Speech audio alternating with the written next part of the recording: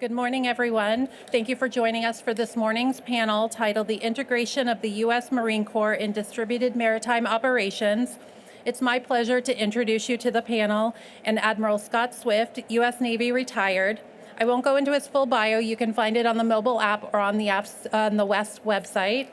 A couple of highlights of Admiral Swift. He attended San Diego State University and received his commission through the Aviation Reserve Officer Candidate Program. And over nearly 40 years of naval career, Admiral Swift held numerous operational and shore commands, culminating his assignment as the commander of the U.S. Pacific Fleet from 2015 to 2018. Admiral Swift, panelists, thank you for your time today. Thanks. All right, well, I think we can go ahead and start, I was going to say, right on time. If we don't have critical mass, if anybody else shows up, we're gonna have a challenge here with a fire marshal. So that bodes well for the hour that we've got here. So I don't know if how many folks were downstairs or across the way, I guess it was, listening to Admiral Harris's panel this morning, but I think he hit it just right. It's really about the Q&A piece. So I know, as much as I'd like to think you all are here to hear me speak, I know that's not the case. You're here to hear what's on the panel's mind. So I'm gonna, as a moderator, I'm gonna facilitate that. I'm gonna lay out some ground rules of how I want this to progress as a moderator so we can optimize your time with these panelists. Core to the focus of this panel is the overall concept of distributed maritime operations. And in a moment, I'm going to do a short introduction of each one of the panelists, coming back to them after a few comments that I'll make on that subject of DMO. At 10:35, I want to transition to the Q&A. So I'll give you a heads up. I'd like to cue people up behind the mic. On the Q&A piece, if you could identify yourself and what organization you're from, that would be very helpful in understanding the context of your question. And please make it a question, not a statement. If you want to make a statement, you can invite yourself up to be a panelist at some time. But what the audience is most interested in is the questions. And if you're asking the questions, that solicits a response from the panelists. If you'd like to direct your question to a panelist, please do as you ask the question.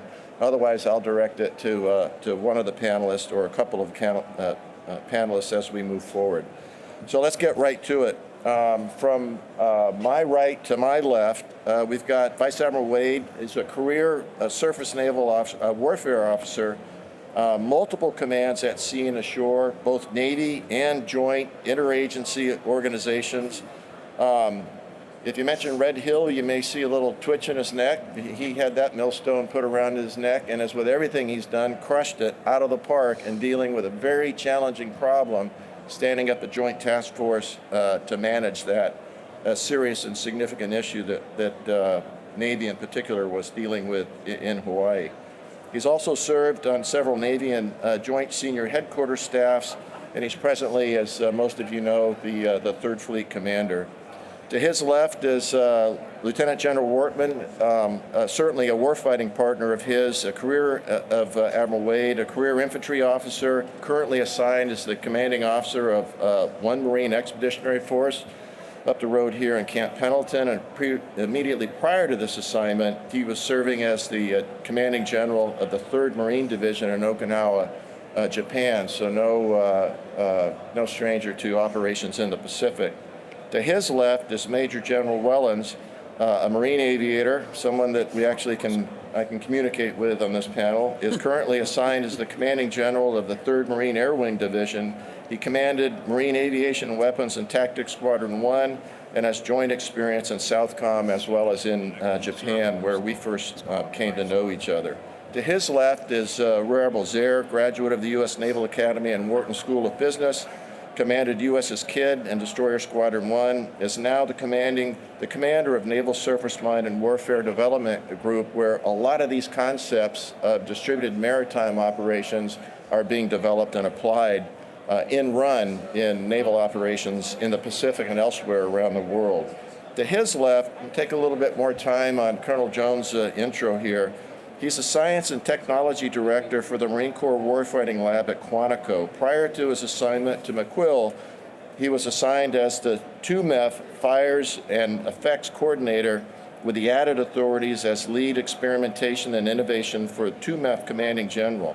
With this experience and expertise, he is ideally suited to address the Marine Corps Warfighting Lab's role in leading innovation, prototyping to enable and empower, and equip Marine Fleet Forces in distributed maritime operations, CJAD-C2, sensor-to-shooter optimization, and joint terminal attack control of the joint forces. And the role that he has is turning the concepts with the equipment that we have to reality, in addition to looking downrange and figuring out what's the new kit that we need to acquire and how can we incorporate it into the fleet forces. A challenge that is out there, and probably some of the things that are on your mind, which is why I want to spend a little more time introducing Kenny.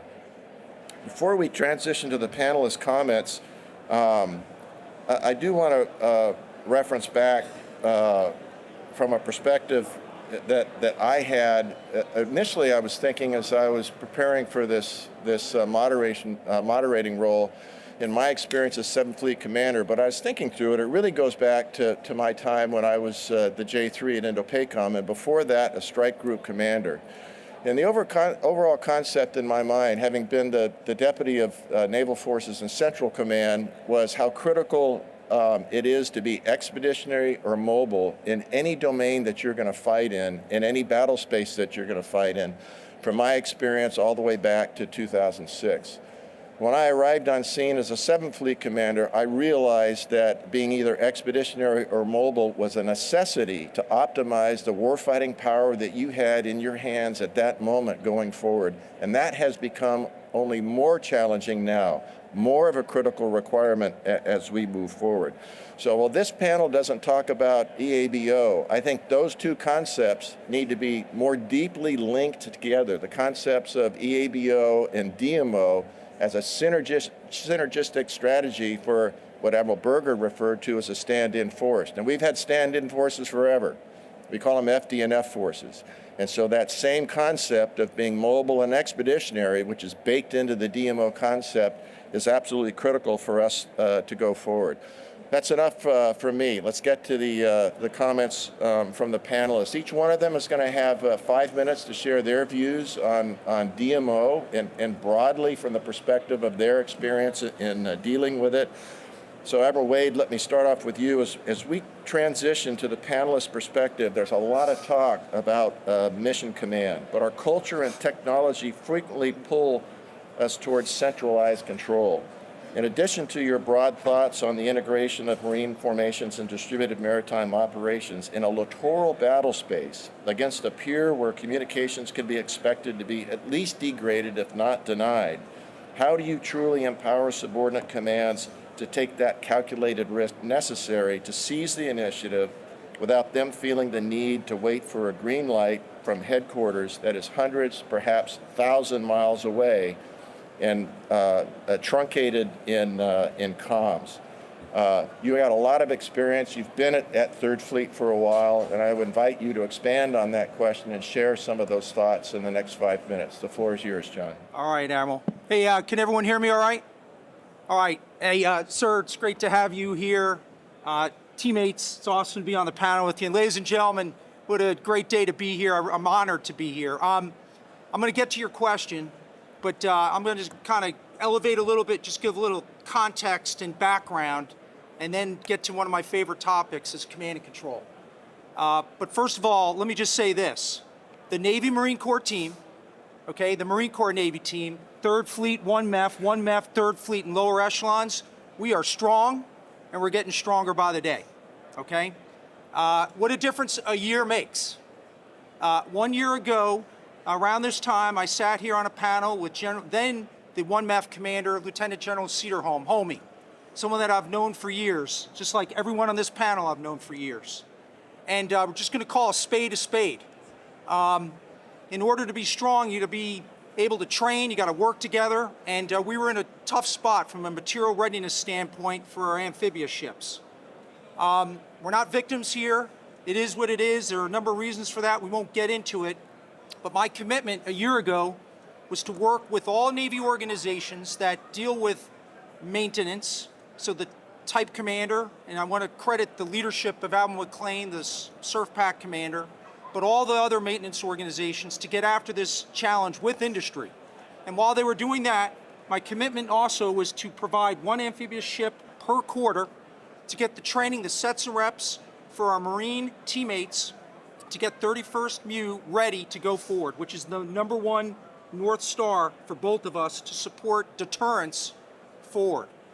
In addition to that, we conducted a number of war games led by Indo-PACOM, and then a number of CPXs, or command post exercises, or exercises in the physical space. Two most notable forward was Bala-Katan, and then also Steel Knight. And then, as we were doing all of this, using the resources, we've improved the readiness. So the Boxer ARG MEU is now training simultaneously with the Macon Island ARG MEU. We've got John P. Murtha and Anchorage getting ready for a very important mission, Artemis, where we're going to recover the astronauts when they circumnavigate around the moon. Last week, we had 8 amphibious ships underway, okay? Couldn't do that a year ago.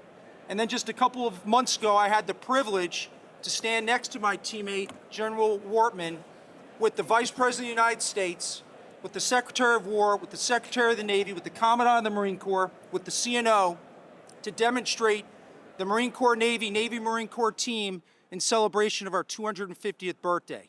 That was powerful, really powerful. And the reason why I'm just doing this preamble to focus on team and teamwork is because distributed maritime operations requires that.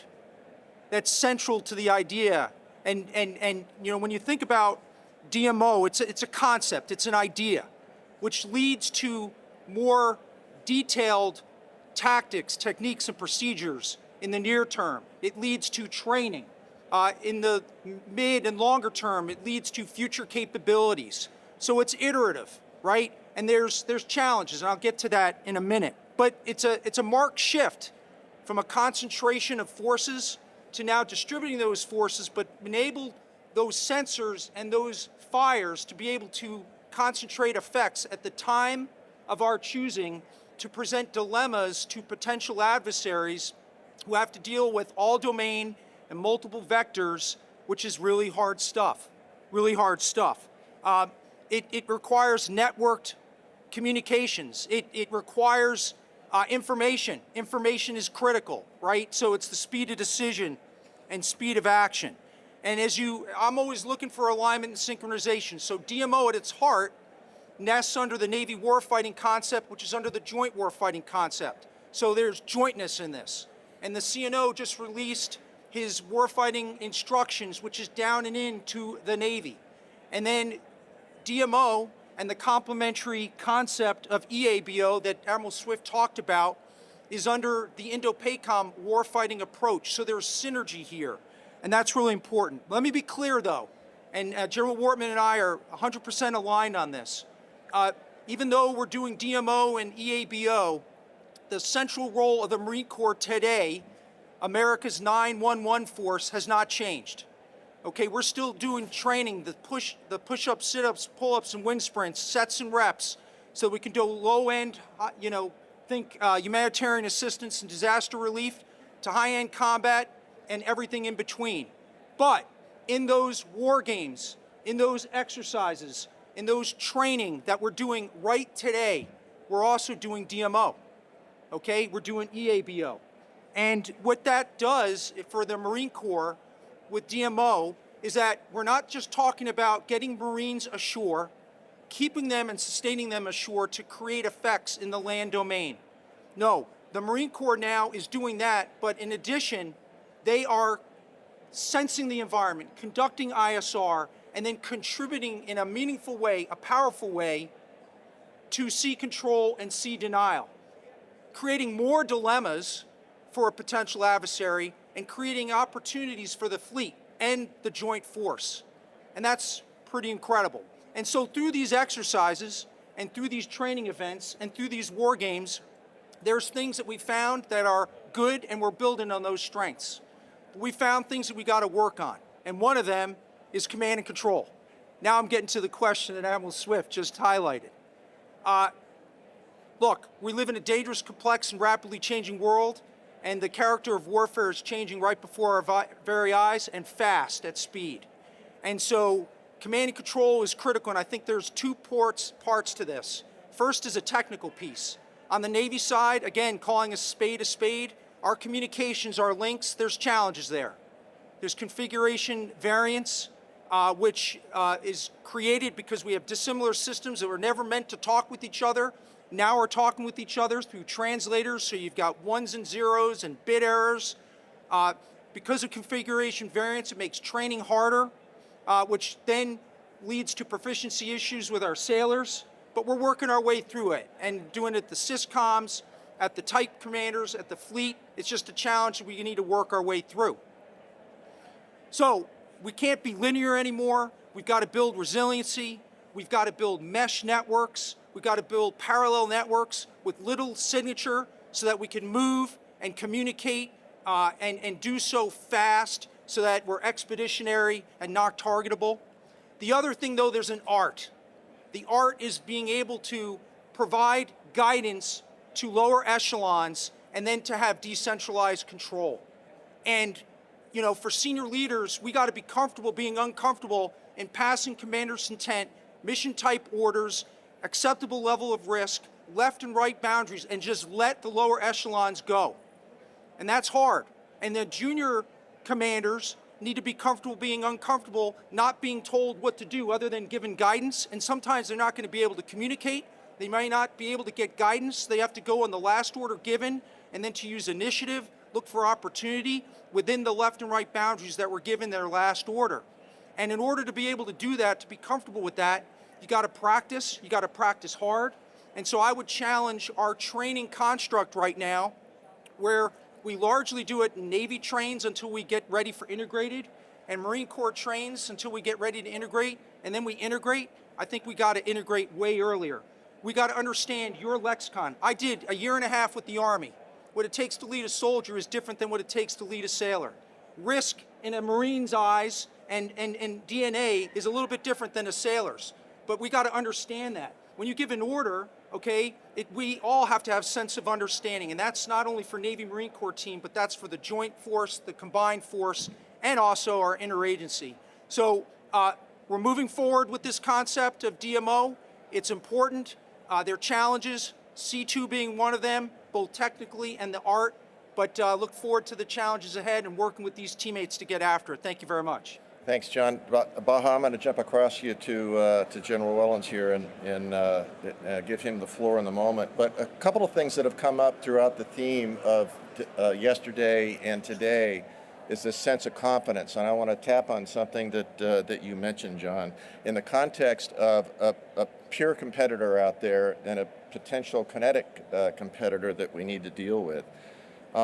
You mentioned strength on strength, and the strength on strength that I think U.S. forces have, joint forces have, is relationships. You know, John talked about his relationship with all the gentlemen on this panel. They're warfighting partners as well. The key that popped in my mind are these purges that are happening within the PLA leadership, and look at that sense of confidence that they have as a fighting force when their leadership structure is being decimated with moves that are unclear to them. Specifically, is what are the actions that are triggering it. So, Major General Wellens, let me turn the floor over to you for an opportunity to share your thoughts on this subject of DMO. Sure. I'm going to have my boss talk first. Yeah, I think we screwed up the batting order here, Admiral Swift. We need a first sergeant up here with us, sir. We need somebody that control name tags. We can control the rest of it, but we're out of control on name tags. Yes, sir. Yeah, hey, sir, honored to be at AFCEA West, to be part of this great panel. As always, a great setup by my primary first teammate, the commander of 3rd Fleet.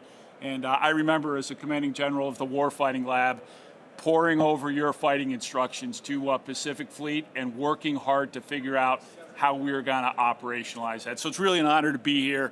As an Indo-PACOM assigned force, the integration of the Marine Corps into the Navy's concept for distributed maritime operations is an enduring focus and priority for 1MEF. The operational environment, as you all know, and particularly in the Indo-PACOM AOR, is defined by highly contested battle space across all domains. And this reality demands even greater levels of integration between the Navy and the Marine Corps. And we've made significant progress towards operating and fighting as a fully integrated team. A critical element of 1MEF's enduring purpose is to enhance the fleet's and the joint forces' resiliency, lethality, and agility. This is the daily work of 1MEF with 3rd Fleet, and for our forces deployed in the Western Pacific with 7th Fleet. I'll talk first about resiliency. In a contested environment, the ability to disperse, sustain, and continue to fight is paramount. And 1MEF's ability to operate small, dispersed, and mobile from a series of austere locations ashore, what Admiral Swift highlighted, expeditionary advanced base operations in support of distributed maritime operations, creates a hard-to-hit posture that enables a force to persist in key terrain and complicates the adversary's targeting. These agile forces are hard to account for and to strike, so the adversary has to commit resources to them. This strengthens the resiliency of the entire naval force. Second, I'll talk about lethality. By seamlessly connecting 1MEF's sensors, shooters, and C2 nodes with the fleets, we multiply the collective lethality. Investment by the service is paying off in substantial ways, and we're steadily and significantly increasing the density and variety of sensors, shooters, and C2 nodes that are effective across all domains. And we're tackling the challenge of connecting everything through Project Dynamis, executed in partnership with the Navy's Project Overmatch. This project uses commercial technology and AI to generate speed, insight, and decision support needed for operational advantage. And finally, let me talk about agility. A predictable force is a vulnerable one.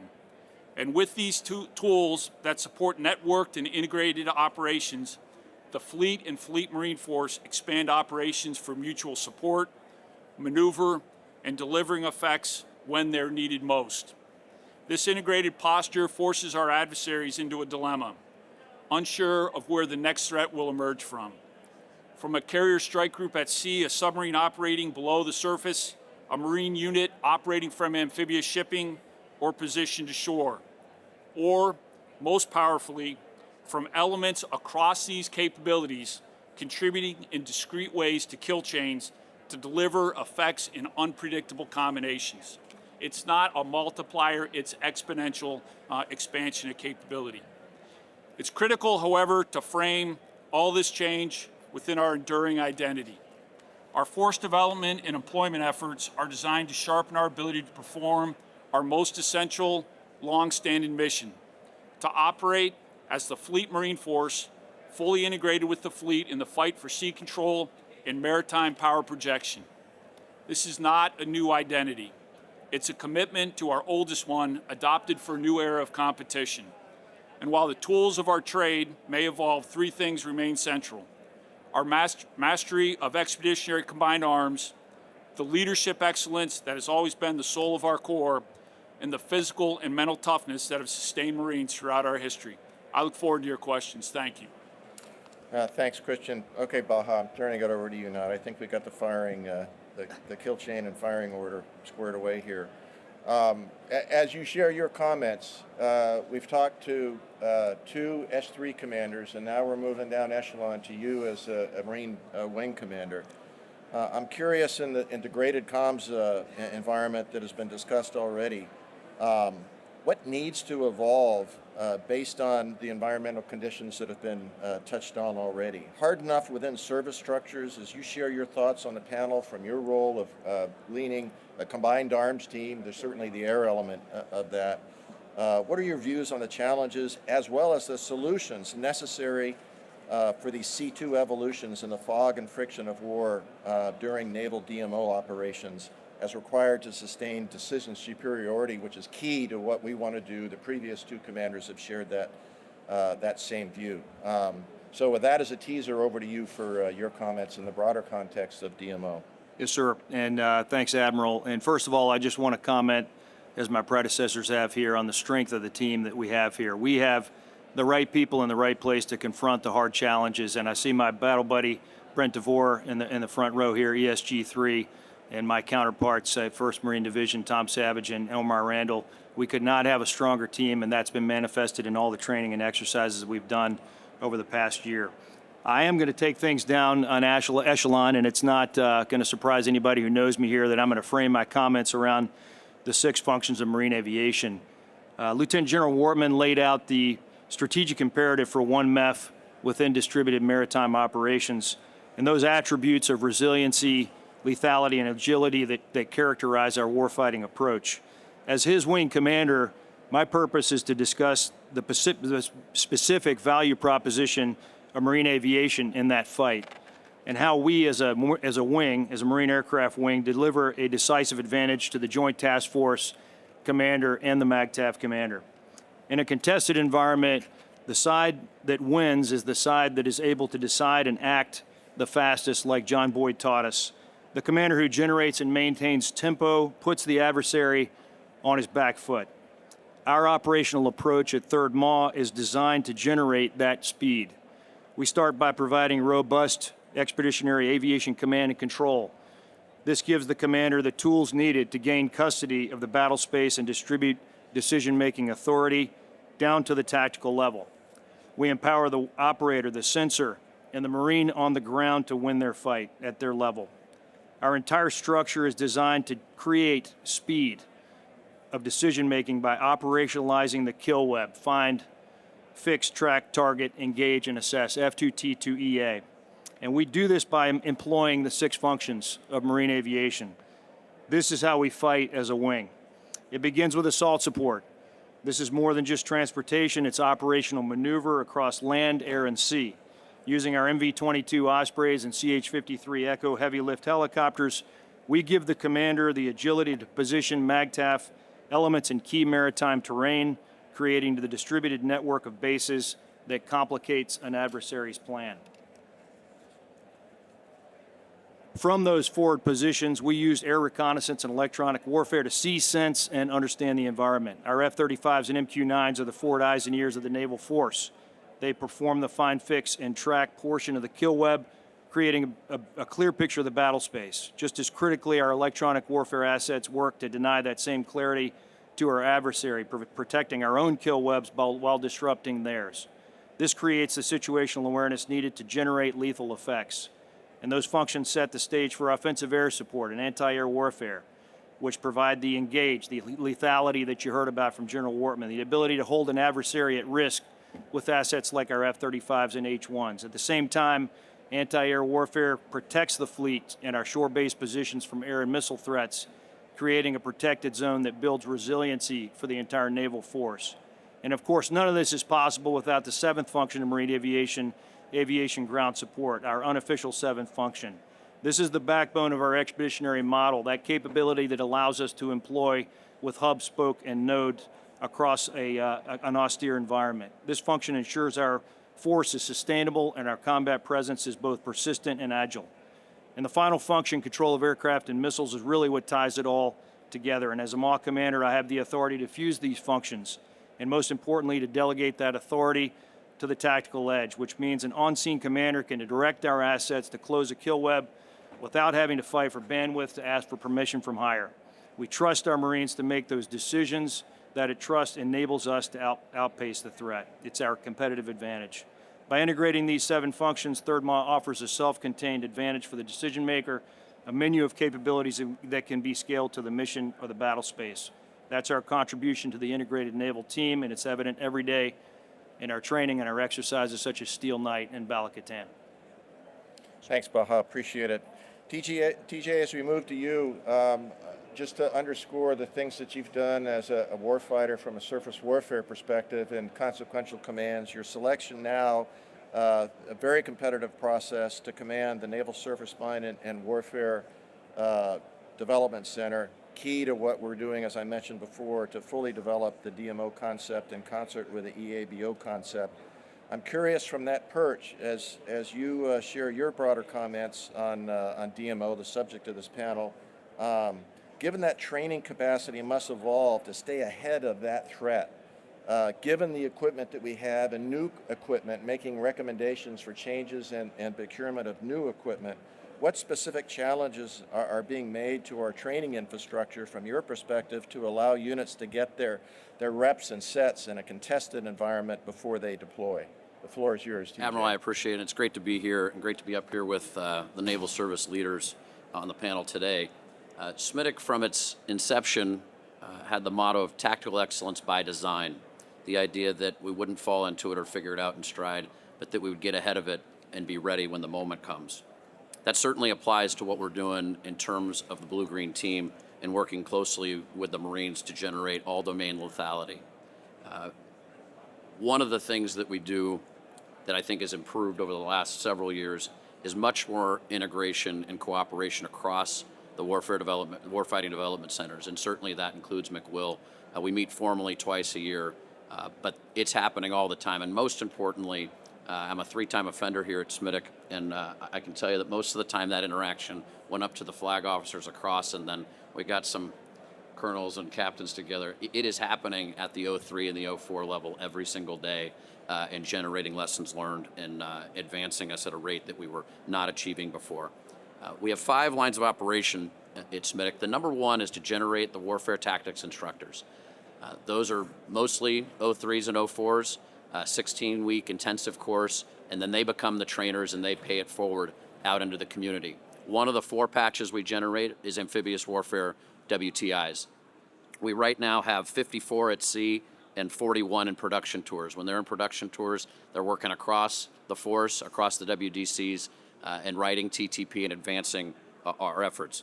In addition to that 16-week course, rather than just wait for the Whitties to get out there and get patched, we had a warrant officer from 15th MU in the last class, or in the current class. In the last class, we had Captain Heathcote. He was at EWTG Lant. So we've had Marines embedded in our course. We get a tremendous amount out of that. Every once in a while, somebody will say something about what the Marines do, and it's nice to have a Marine in the room to say, I don't think that's what we do. And we learn right there, and we adjust, and we go back and forth on doctrine and practical execution of amphibious operations. The second is advanced tactical training. So we get the ships for about 21 days at sea, and we focus primarily on the blue side of the blue-green team, but this is before PMINT, when they start to work directly with the Marines. And I think in addition to just the operations reps and sets, the planning piece is a huge part of what we push during that advanced training. We're starting to bring Marines in. One of the feedbacks we get is that we don't plan in the amphibious groups without the Marines. We need that. We're starting to do more of that, and we're going to develop that, as Admiral Wade said, earlier in the cycle, so that when we get into the more advanced training, that team is formed and even more ready to go. Third is TTP, which I touched on.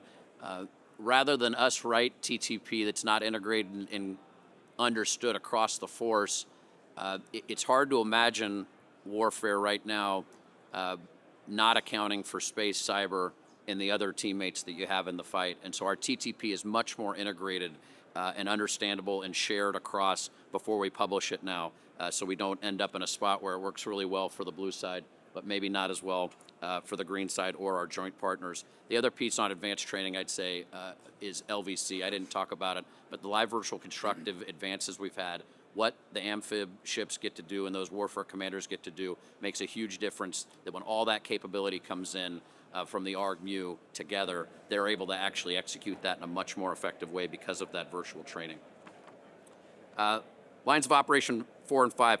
Operational support, I won't touch on it here, but it certainly would apply to live operations with the blue-green team. What we learned in the Red Sea in the 12-day war is there's a tremendous amount of data and information that comes out as you actually get into live engagements.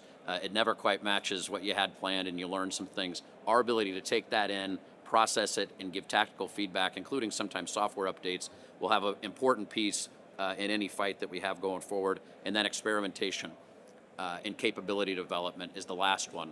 We developed a surface force requirements group. They do an annual cycle where they look at warfighting gaps and then real capabilities. We've done a much better job in the last 2 cycles of incorporating where in the ARG-MU team and with the Marines we can advocate for the right solutions, including C2 systems that allow us to see each other's information in exactly the way we want to get the kill chain complete, as we heard about before. So a lot of good work there. Most importantly, we have to go faster. And so for the industry partners here, one of the reasons at SMITIC I love working with the Marines is their ability to go find something and then put it out in the desert or put it out into the field and try it. Their threshold for that is they go a little faster than I do sometimes. And so they help push me when it's time to go get it done. So they're a very good partner there. In the end state, we have to have a fully enmeshed team. In the continuum of sort of cooperate, collaborate, integrate, interoperable, and interchangeable, we're at interoperable. There's still some C2 pieces and computer systems that we have to go work on to make the ability for any sensor that the Marines might have or we might have get into a place where any weapon on either side can get to the enemy at the fastest possible. There's still pieces of that those either work in that industry. We're still working that, but we're definitely in that interoperable. I chafe a little bit at the idea of interchangeable. I don't really want to be interchangeable with the Marines. The Marines bring a very unique and specific capability, and the Blue Side Navy brings a very unique capability. I'm not looking to be interchangeable. I need to be interoperable and then create dilemmas for the enemy. And nobody seems to enjoy creating dilemmas for the enemy more than the Marines. It's not just a mission set. I think it's actually something every Marine actually enjoys doing. And if you think about doing that in sequence and in tempo together, it will generate opportunities for those of us at sea on the ships for fires, and we can do things out there to obviously create those situations for the Marines to create problems for the enemy on land. Finally, I do want to talk just briefly on our work with NIWIDIC, the Information Warfare Warfighting Development Center. We're doing that work. Every single thing that we would do with the Marines or that we would do across the Joint Force is integrated there, and that's our link into the Joint Force when it comes to all the capabilities in space and cyber. And so I think together, that piece, we certainly focus on it from a Navy-only perspective, but it's fundamental to what we're trying to do in the Blue-Green team. So again, SMITIC mostly focuses on the Navy side of this, and then we get the forces integrated and out with the Marines. And then throughout the entire operational phase, we're close with them. We continue to have battle plans, mission plans come back for review, and in stride, we have WTIs that are ready to respond to those things and give feedback and give guidance and recommendations. So I look forward to the questions and continuing to work with the Marine Corps. Thanks, TJ.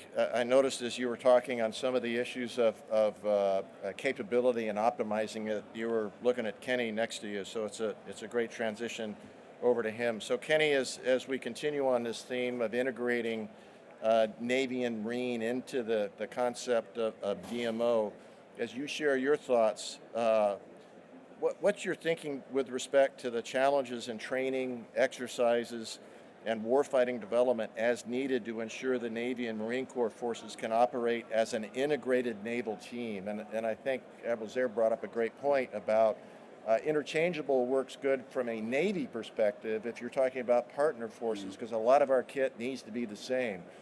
But traditionally, we fight in two different domains, as a Navy domain, as a Marine domain. As Admiral Wade pointed out, those domains, because of technology, is being brought together, and a lot of that development has happened, frankly, at McQuill, not in the Navy centers, but in the Marine centers. So the floor is yours. Thank you to ASCIA and Admiral Swift for the opportunity to be on this panel. It just so happens I'll address that in my remarks. The first lesson in military history I remember learning from Major Mark McGraw at Texas A&M was that emergent technologies often overcome us, and our tactics are slow to catch up to those emerging technologies. My favorite lesson, the one I always draw back on, was World War I and the machine gun. The idea that there are other factors I know involved, the machine gun, advanced artillery techniques, geography, but those our slowness to adapt to those tactics led to trench warfare. And so ultimately the technology outpaced the tactics, and we ended up with that.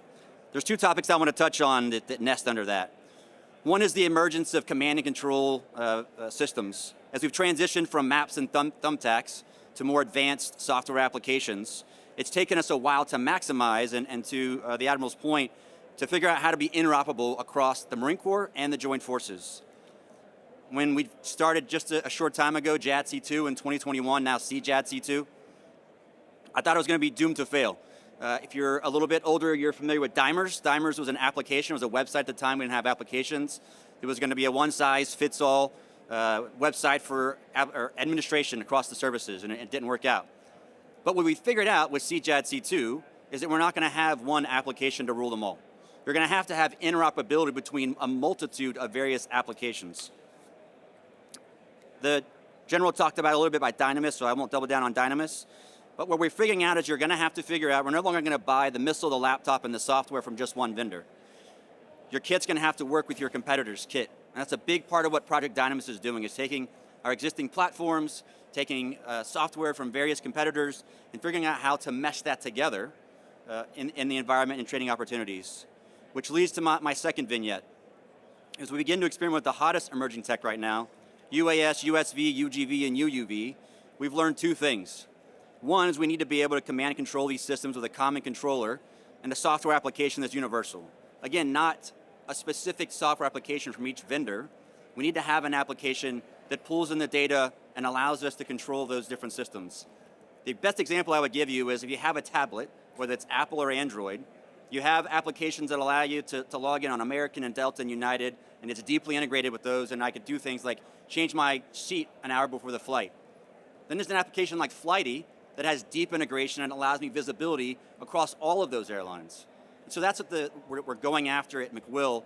We need a software application that allows me to control UGVs, USVs, UAVs from various vendors. I don't want to have an organization have multiple laptops, multiple software applications. I don't want to load a Marine down with 5 different tablets to control different assets. And so we need one common controller and one common application. And then lastly, when we think about these systems, we just recently had an exercise where we pitted an infantry company against a team of drones. And it was very difficult to defend against those drones. We're seeing that in Ukraine. We're seeing that in the field right now. We have to turn that chessboard around. We have to start to figure out how we're going to defend ourselves against UAVs, against FPVs, against UGVs. And so for us, that's a big challenge at the Warfighting Lab. Spending a lot of time, we say counter UAS, but really it's counter unmanned systems. And so I'll stop there. Yeah, thanks for that, Kenny. So I said we transition at 10:35. We're a little bit over time, but I'm going to ask one question of the panel broadly. Again, because this comes up in many of the conversations that I've had, it's come up in the conversations here, and ask any of the panelists if they'd like to address it. And that's your opportunity to step up to the microphone while they're on that task and making sure that we get to your questions in rapid order. So one of the challenges that comes along with the EABO concept and the DMO concept is logistics. Our ability to build an Iron Mountain, as we did during Desert Storm and Desert Shield, many of those operations that we've done historically so well. First of all, that mountain of logistics is very targetable. It's not going to be mobile. It's not going to be expeditionary. So gentlemen, what are your thoughts on that challenge in the DMO and EABO concept of how do we get after this logistics challenge, recognizing that ideally we're fighting this fight long from our shores. We don't have the advantage that China, if that is the adversary or is the threat that we're fighting, has close internal lines and a distinct advantage from a logistics perspective. And I would invite anybody that does have a question to please step up to the mic so we can rapidly use to move to your questions. Sure. I'll throw it up. John, looks like you have a comment. Let me start, and then I'll start and see if anyone else wants to say anything. I too was the J3 at Indo-PACOM. I had a demanding boss, Admiral Aquilino. He pulled me aside, he put his finger in my chest, and he goes, "Don't fairy dust logistics." I'm like, "I'm the J3, why are you talking to me about?" And then I quickly learned 24 hours later that there's not only a symbiotic relationship between the J2 and the J3, but also the J3 and the J4. Rewind the clock, I told you that I spent some time with the Army. I picked up a number of sound bites from them. They talk about shoot, move, and communicate, and then they pause and they say, "But we can't do it all without the sustainment piece," and I truly believe it. And if you look at all the War College stuff and self-reading, Pacific, the campaign in Europe and World War II, logistics were absolutely critical. We can't assume, like you said, building the Iron Mountain like we did in Desert Storm, or even have the time to build up forces like we had with Iraqi freedom. So I talked about the challenges that we found while doing these war games and exercises with C2, equally so with sustainment. Spade is spade. Again, just being honest and truthful with ourselves, we got to get after it. And we've got some challenges, at least on the Navy side, with capacity. And the MSC, the Maritime Sea Lift Command, is working after it. Transcom is as well. But we've got to get things forward. That's why posture is so important. Forward positioning. And then when you look at the 7 joint functions, sustainment is there, but you got to find protection. And this is where you got to do the commander's intent and bridge from the operational down to the tactical to find those solutions at speed. And so those are one of the key things that we're working in the near term with non-material solutions to do with the equipment and the capabilities we have today, but then looking for future requirements and capabilities in the near to midterm. So not a satisfying answer, but it's something that we clearly recognize as a problem, and we got to get after it. Well, the first thing you have to do is recognize you have a problem before you can get to the answers, and I think you did a great job describing it. Christian, I see you taking notes over there. I suspect as a Marine, you're I think really well said by John. I'll just reinforce the point, but I want to start by saying this is a hard but not insolvable problem. We know exactly how to do this. We've got to make the investments. We should have an expectation that logistics sustainment is going to be contested, and we should be prepared to execute our sustainment operations as combat operations. That is what will be required for this environment. The ingredients, John, I think hit really well. We've got to have the force postured correctly, something that our service components in Indo-PACOM are looking hard at every single day. We've got to make the down payment on sustainment with pre-positioning, both ashore and our maritime pre-positioning programs. We've got to do the prep of the environment work that is essential to be able to activate contingency contracts and be able to rely on host nations. We've got to invest in lift, both airlift and sea lift. And for the Navy Marine Corps team, this is why the Commandant and the CNO continue to circle back on the importance of our amphibs and the amphibious connectors that enable the maritime highway. So thank you very much. Thanks, Christian. Let's get to the questions. Good morning, gentlemen. There we go. Good morning, gentlemen. Thank you all for being here today. My name is Joshua Mickles. I'm working in the maritime space, former reconnaissance Marine. Having been a collector in 1MEF in Indo-PACOM under Lieutenant General Osterman, I think a very quick reality we came to when operating in that environment was, to the point of that last question, was the resupplying our assets. Even something as small as being on an island 5 nautical miles away from my company, and I might have a 4 to 6 man team managing a strategic asset on a small island. I can't simply drive a Humvee to resupply them like I could in the desert. I can't always just rely on a crick, and I know the Navy's not going to give me an LCU or a surface connector just to do that one simple resupply. I think that means we're going to, in my personal opinion, we're going to start leaning heavily on unmanned surface assets to be able to resupply the force. But to your point, Colonel Jones, the question that I have for you is, as industry starts developing USVs to do those resupply missions, being able to go back to where the fleet is and then bring those surface connectors to the warfighters that need that resupply, to your point about a common controller, what can industry do right now to start building into that common controller? And to your point, we need software. Who's developing that software? Are we relying on industry, or can we start connecting with McWill and the S&T division, the Navy, on integrating with that software now as we're building the capability? Thank you again, gentlemen. Appreciate it. I would say there's 2 pieces to your question, and it kind of follows the last question. We're looking at applications that do predictive analytics, that help us anticipate. We oftentimes just put AI in a presentation, and we don't really need AI, we need an algorithm. I think in this case, we need AI. We need predictive analytics. We need to have an anticipation when we're going to need things. There's plenty of companies out there that can tell you when you're going to need a widget before you even know you need a widget. And so we need applications like that. We're doing experimentation, and I apologize to the Navy for the crude term, but we're doing experimentation with small boats, different size boats leading up to ultimately the LSM. I think a place we need to go, to your point, is, and you can't just jump from 0 to 60. You can't go from manned to unmanned overnight. However, what you can do is slowly transition. You can take existing platforms. We're talking to a few companies that allow you to autonomize aspects of that ship. Think, for example, about your commercial flight. 80-90% of the time, the pilot's not actually touching anything in the cockpit. Monitoring systems, hitting a few screens. They're doing that right now with Sikorsky, with other platforms. We need to do the same thing with unmanned surface vessels. We need to be able to eventually get to that point, and probably the best place to start with unmanned surface vessels is shipping around logistics, shipping around water, chow. That's easier than shipping around a boat full of Marines with nobody in there. You're going to have somebody in there. I always relate back, people start to get a little bit scared about unmanned vessels. Think about Star Trek, right? That's in the fake future, but there's still monitoring systems. The pilots are doing the same thing. We're still going to have folks there monitoring systems on the ship, but I think there's a gradual transition where we start to partially man some of those ships, and that allows us to get island to island, ship to shore, et cetera, et cetera. But I think that's a place we have to get after, and it reduces the risk to having Marines in those ships, and we can move around. And again, it goes back to that application I talked about. I need to be able to task that ship to go from this island to that island. I need to be able to bring in ships to protect those ships. So unmanned surface vessels from whatever vendor, as well as aircraft to fly overhead. I would like to be able to do that on a laptop or a tablet.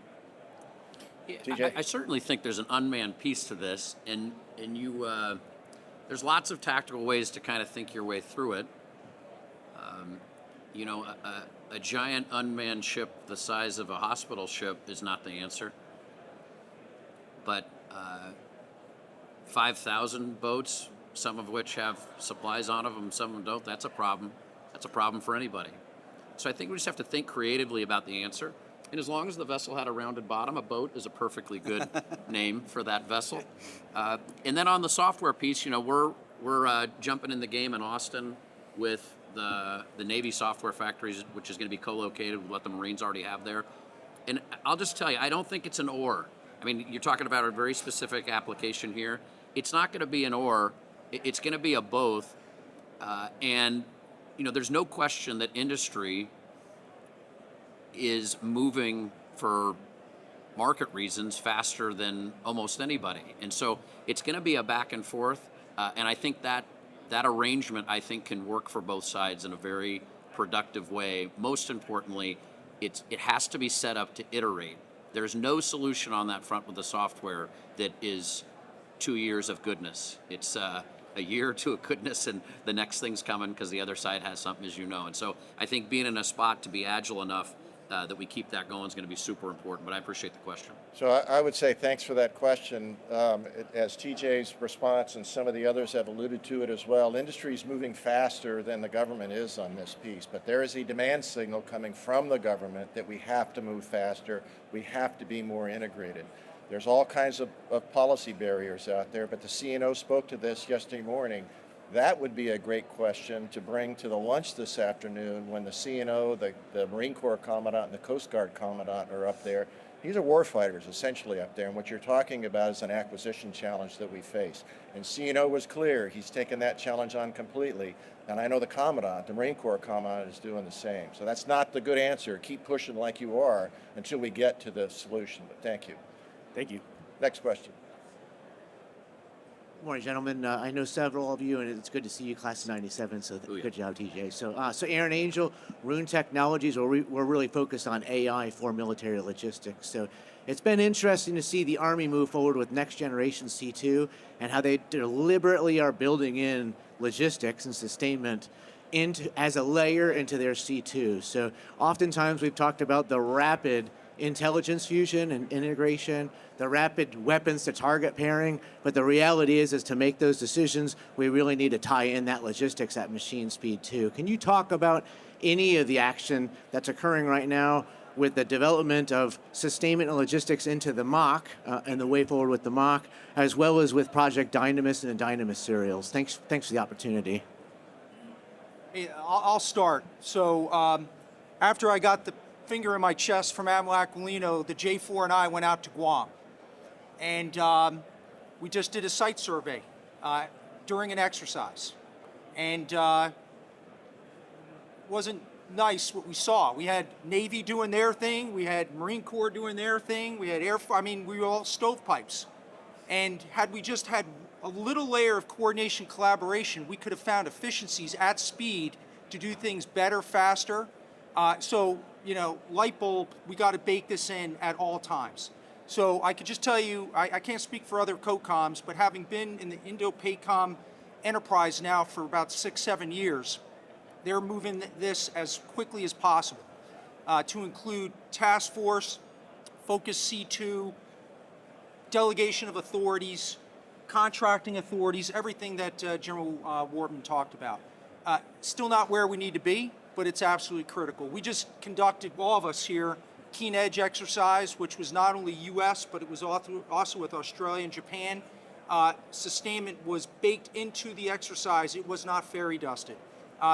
Brought in, simulation of problems, challenges, putting things at risk, dilemmas that we had to, at the tactical edge, solve with commanders. So, we just got to, put our game faces on and solve it. But we can't, we are where we are.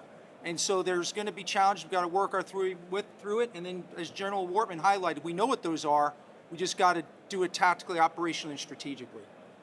Christian, any comments? I saw you taking notes. I think we'll leave it there, sir. All right. Yeah, thank you. I'll just quickly, say Kenny, I think we've got time for my one more job at the question. Warfighting Lab is art of the possible. It's Mr. Baldwin and General Campbell's job to field programs of record.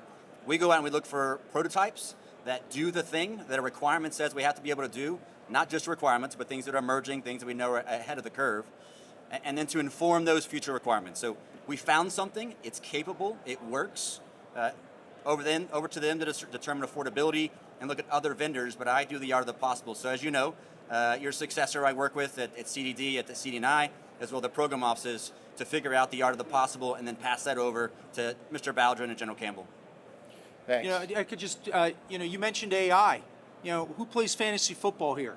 You can run excursions and say, well, if I trade this person, bring this person in, what's my percentage chance of increasing, blah, blah, blah. That's what we need to do, and include logistics and sustainment in there to run these excursions and say, okay, if I maneuver here, I do deception here, I create this effect at this time and tempo and synchronize it, I can now create the maneuver space to get that part and piece wherever it needs to go. That's what we need to do. It's a multivariable calculus problem. Admiral, the only other thing I'd add to this, those of you who left the story a while ago and haven't been doing the exercises and remember an exercise when space, cyber, and logistics were hand-waved, if you're wondering if that's still happening, that's all gone. It's a very real discussion about this is what we have to have. And in the DMO construct, certainly in the Asia Pacific, it is integral and drives operations decisions. The other thing I'd caution against, in our minds, right, when you think about this, the war is raging and we're trying to get people fed and get gas different places. The other piece of this that I think there's a lot of opportunity for computers and software to help us is, how we get ourselves into that if we find ourselves there. There's about 1,000 ways to get there. And some of them are very quick and some of them are very drawn out. And we talked about Prepo, we certainly are setting ourselves up to take advantage of every minute we have where we assess we have access to get more fuel, more supplies, more things where we need them to then sustain through what might be a period where that would be tougher to do. So I think that integration of that piece is much stronger than it's been certainly 10 years ago or before that. So we have a challenge here. We are going to get to your question. Don't read between the lines here. The greatest resource that warfighters are challenged with, that they've got in their toolbox, is time. And we're seeing that right here in this panel now. Not getting the time to your question, standing room only. That's a message I'll take back to the board at USNI, that we need to figure out how to use AI, I don't know what it is, to figure out what the interest is going to be and make sure we have the time and the space to cover it. But your question, please. Thank you, sir. So my name is Tim Keppel. I'm a former Marine officer, logistician. And first of all, I just want to put in a plug for my good friend Tim Warren, who had an article published this month in Proceedings, and he's advocating for an Iron Mountain-like structure to do distributed ops. So you might want to give that a read. I don't necessarily agree with Tim, but it's a really thought-provoking article. The second thing is, I was talking to Lieutenant General Turner yesterday, I get all the stuff about autonomous, and I think about that as a logistician. I'm like, well, where's my material handling equipment to do the offloads? If I have 500 pounds on a pallet, how do I drop that off for a small EBO team? That's a challenge. So I'm much more into, let's use existing technology and use it as a service while we bridge that gap for 5 years. So I spent a lot of time in the Philippines, and we can do littoral mobility with small boats, very shallow drafts, so we can navigate the archipelago. And I'd like to know, is the Marine Corps Is that actually just my own fantasy that we can solve this problem in the near term with as a service model and not have to go through major procurements and drafting requirements?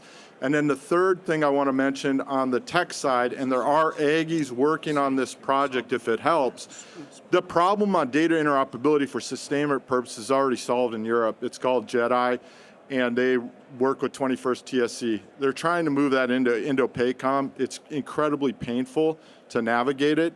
The team is made up of mostly former Marines. It's been in operation for 6 years. So the tech exists on the sustainment side of the house. And they also do the base layer for Maven, because Maven's not built to do that. So anyways, I'd like to hear if anybody has a response on the littoral mobility and considering doing things as a service while we work to get all these great new technologies on board that are not going to happen tonight in the event we got to go to war tomorrow. Christian, you want to address that, Baha? So there's probably somebody that can answer your specific question better than me. So I'm not going to answer your question on the as-a-service model. But what I'll tell you is that, and kind of riffing off of what Admiral Wade said earlier, this is a wicked hard problem, the logistics problem, and I think that's probably the reason why so many questions are coming on logistics. And in order to get to the solution, we've got to train like we're going to fight, and we've got to have industry sitting right next to us while we do that. We recently did this exercise, Steel Night, which has been referenced here, and we basically took half of the United States to do the exercise. And we didn't fairy dust the logistics, and we had industry sitting next to us to try to solve these problems. And I think the out-of-service model idea of not waiting for the procurement process to play out is absolutely what we're going to need, especially in the 8 to 12 months that we have until we enter the Davidson window. All right. Well, let me thank the audience first as I invite Melissa to come up and close this out. As she does, I want to stress how important it is that the sponsors support this program. I mean, the AFCEA USNI team could not pull together a conference like this if it wasn't for supporters like Melissa and her commitment to make this real. So, Melissa?